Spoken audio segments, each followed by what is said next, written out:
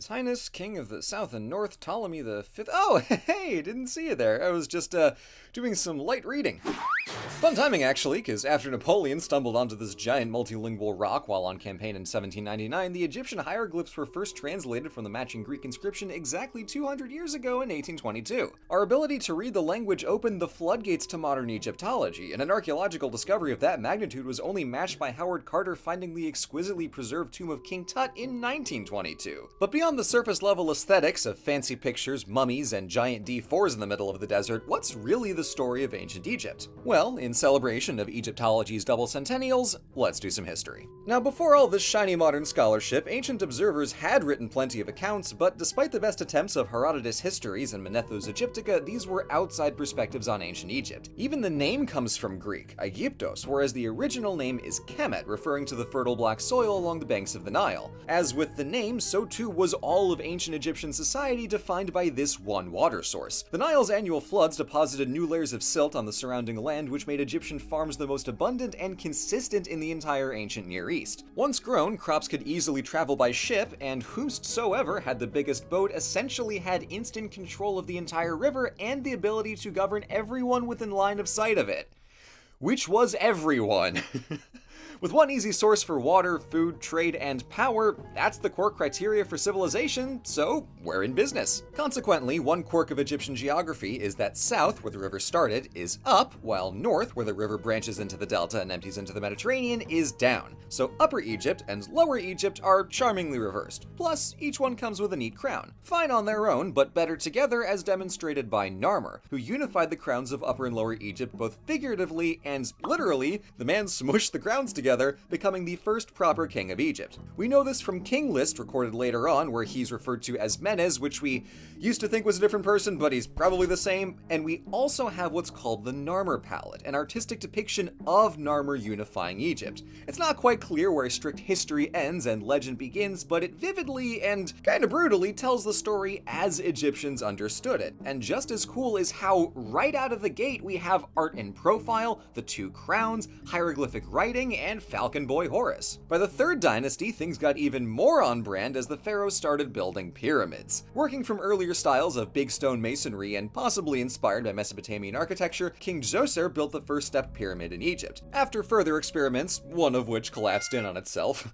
oops, the kings of the Fourth Dynasty built the big fancy pyramids at Giza, which in their day would have been coated in white limestone and capped in gold. As a pure architectural achievement, the pyramids are spectacular, but the reality is that's a lot of work for a dead guy, so later dynasties shifted focus to building temples and other more usable structures. Ancient Egypt didn't emerge fully formed, but it's impressive what does appear at the start of dynastic history, with the pleasantly terrifying implication that several core aspects of Egyptian culture go back not just to the Old Kingdom, but even before Narmer. I should specify, the term Old Kingdom, along with Middle and New Kingdom, are modern conventions to distinguish periods of dynastic continuity and general stability with the intermediate periods where something or other goes wrong. The first intermediate period began at the tail end of the Sixth Dynasty, where King Pepi II was several decades into his reign and appeared to be going senile. So in the absence of central authority, nomarchs in charge of the provinces gobbled up power for themselves and even established their own local dynasties. Though they paid lip service to the kings in Heracleopolis and Thebes, as there were competing dynasties in different cities, the next 130 years was a provincial free-for-all until King Mentuhotep II up in Thebes conquered Lower Egypt to reunite North and South, booted out all the hereditary nomarchs and replaced them with new ones actually loyal to the king, and thus kicked off the Middle Kingdom. These next 3 centuries were pleasantly chill on the political front thanks to Mentuhotep's reforms, so the main development was cultural as literature got more popular and accessible. In the Old Kingdom, spells to be used by the pharaohs in the afterlife were inscribed on the walls and sarcophagi of pyramids, while in the intermediary period that expanded to include coffin texts, so that high-ranking officials outside the royal circle could have some assistance on their way into the afterlife. By the later Middle Kingdom, this slow democratization of the afterlife culminated in the Book of the Dead, a personalized dummy's guide to the underworld filled with spells and stories to be buried alongside an individual. This requires a fairly robust conception of the afterlife, otherwise we're just casting spells in the dark, so it's likely this literature developed in response to the growing cult of Osiris, the god of the dead. Beyond looking metaphorically down, Egypt also began looking outwards to their neighbors, as Senusret III conquered south along the Nile into Nubia while building trade relations with Mesopotamia. This was great until it slightly backfired, because when travelers, merchants, and migrants from the Levant came to settle in Lower Egypt in the latter decades of the Middle Kingdom, they realized that the 13th dynasty's authority wasn't all that strong and didn't extend very far beyond the capital city of Ishtawi. So in the absence of any meaningful resistance, some Canaanites declared a new dynasty, set up a new capital at Avaris, and started ruling Lower Egypt. Apparently, it was that easy, because about a century later, another Asiatic group called the Hyksos did the exact same thing. The pharaohs up in Thebes surely weren't thrilled, but they couldn't even handle a local mini-dynasty at Abydos, so when the Hyksos eventually rolled into Thebes around 1580, they were powerless to stop it. They almost had all of Egypt too, until a dynastic dispute back down in Avaris forced them to regroup, which gave the new 17th dynasty in Thebes time to rebuild and launch a counterattack. The first two kings of the war died on campaign, but the third guy made it work, fully reuniting Egypt under Theban authority and beginning the New Kingdom period. His first order of business was stopping that whole mess from happening again, so he conquered into the Levant to smack them around a little and make sure they didn't get ideas, as well as reconquering into Nubia to open the gold mines back up. Of course, there's more ways to get cash than ripping it out of the ground or stealing its spear points. There's the polite method of selling stuff, as enthusiastically practiced by the pharaoh Queen Hatshepsut. She wound up on the throne after promoting herself from regent and is best known for launching a trading expedition to the land of Punt at the base of the Red Sea, as well as re-establishing trade routes with the Near East.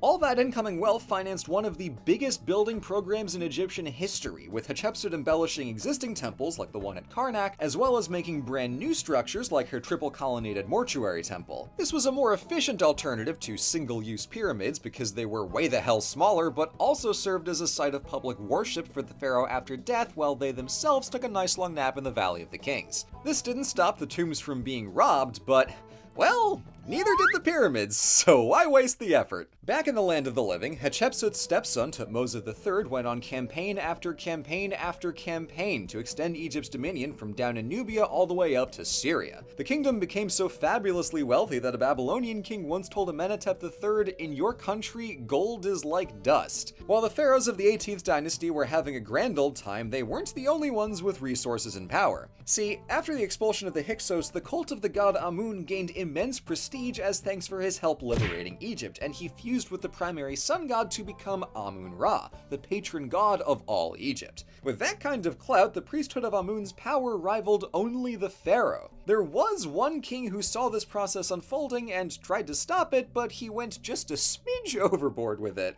Amenhotep IV completely banned the worship of Amun-Ra, made a new capital away from Thebes in the Temple of Amun at Karnak, and promoted a new cult worshipping the sun disk Aten, with whom only the pharaoh could commune, thus granting the renamed Akhenaten sole power, pun intended, over his newly diet monotheistic state. Unfortunately, his first and only act as autocrat was kind of nothing, so nobody was governing and the economy fell in the tank, and when the new pharaoh Tutankhamun undid all that Aten nonsense and got things back on track, everybody was relieved, especially the priesthood of Amun. But before that ominous plotline comes to a head, there's one more monarch on the list who puts all the rest to shame, and that is Ramses II.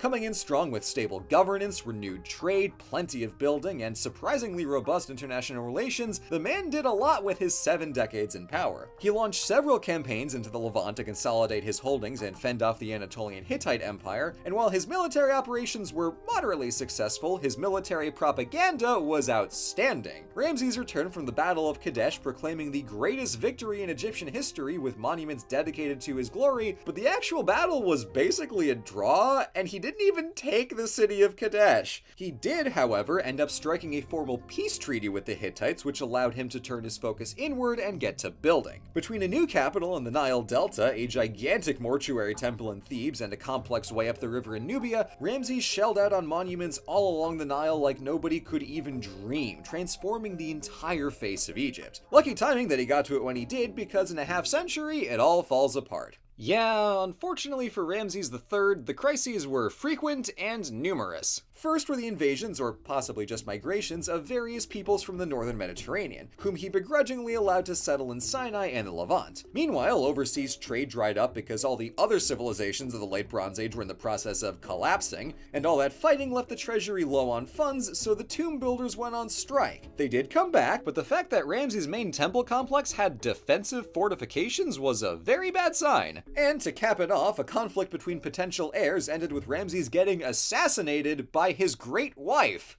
Well, one of them.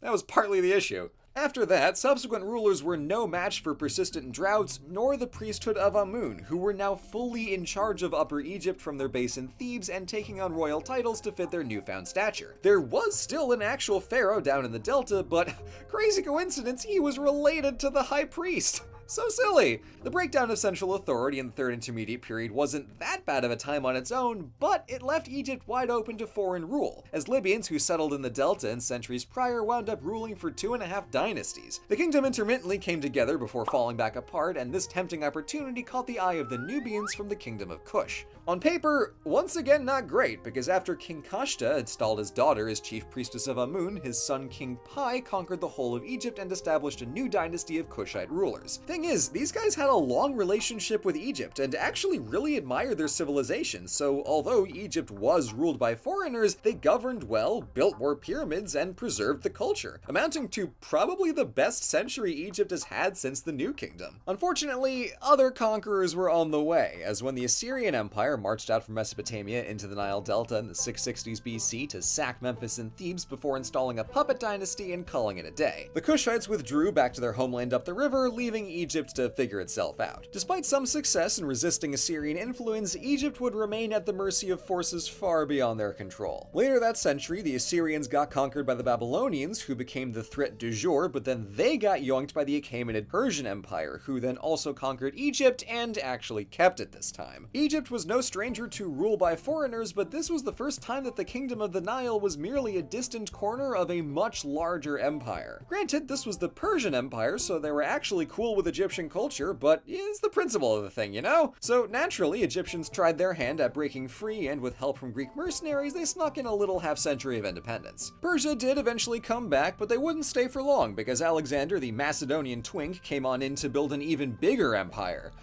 But he died, like, really fast. So in 323, his general Ptolemy snagged a piece of the shattering Macedonian Empire and became the new pharaoh of Egypt. His Ptolemaic dynasty had its share of ups and downs and catastrophic inbreeding, but it honestly did pretty well for itself, as the coastal capital of Alexandria became the pinnacle of Hellenistic culture. Although the ruling class was almost exclusively Greek, they respected Egyptian culture, honored their gods, and issued royal decrees in both languages, which is why we have documents like the Rosetta Stone. The golden glow of Ptolemaic Egypt reached as far as Rome, who admired the culture, yes, but also realized that an agricultural powerhouse like the Nile would fit perfectly into their growing empire. So even with a valiant last huzzah by Queen Cleopatra, Egypt became a province of Rome. Despite this rather substantial political change, the biggest shock to Egyptian culture came 3 centuries later with the spread of Christianity. Much more severe than the reforms of Akhenaten, Egyptian pagan temples were converted into churches or abandoned outright, and the rise of Coptic as the main written language made hieroglyphs obsolete. More than 2 centuries before the Muslim conquest in 641, the Egypt of the pharaohs was gone,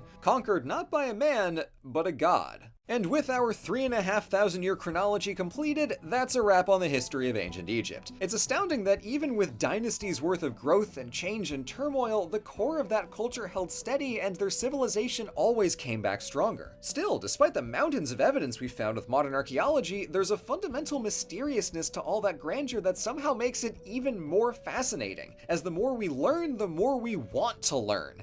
Ugh, stupid learning, being interesting. I tell you, this whole thing is just one big pyramid scheme. Oh, God. Thank you so much for watching. This video was quite the undertaking, so I have to thank our OSP Discord moderator and supreme Egyptology enthusiast, Billy. This video would have taken a hell of a lot longer without your help, so thank you. And thanks as well to our community of patrons whose support allows us to invest the extra time into videos like this. See you all in the next one.